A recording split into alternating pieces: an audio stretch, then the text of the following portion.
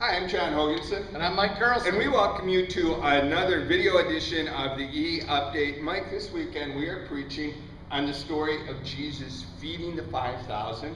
Jesus had just heard of his cousin John's death.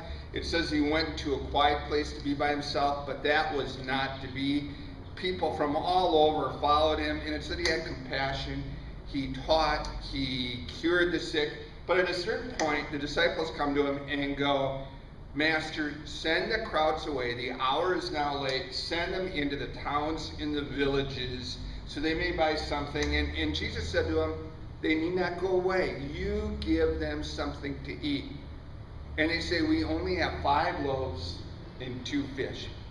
And one of the things that occurred to me when I read this is the disciples were focused on what they did not have instead of what they have. So often we look at what our neighbor has that we don't have. We focus on what we need, but what we don't have.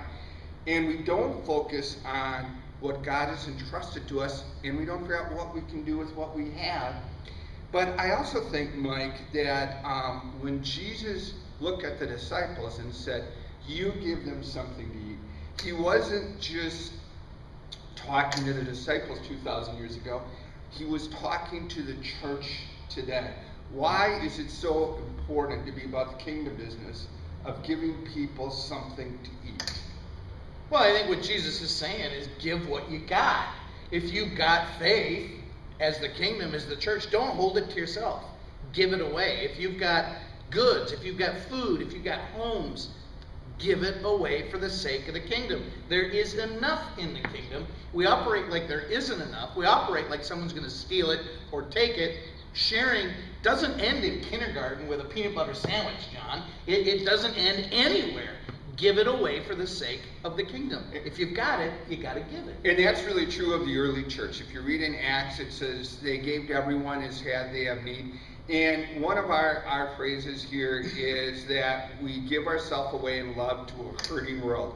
And my office looks right out at one of our doors, and every day I see people who are not a part of this community walking out with groceries, walking out with clothes, walking out with couches, chairs, mattresses, and it's really kingdom work. I love our Thursday evenings here. We have a free community meal.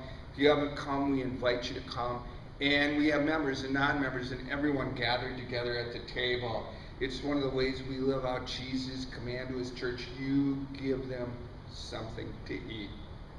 I think if you've got something, you've got to call. You've got to share it.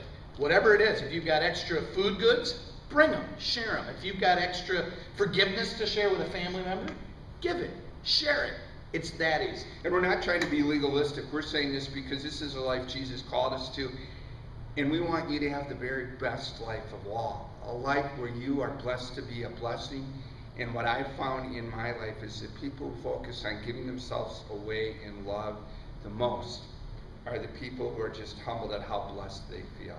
And that's our desire for you, that you have a blessed day, a blessed week. And we look forward to seeing you again.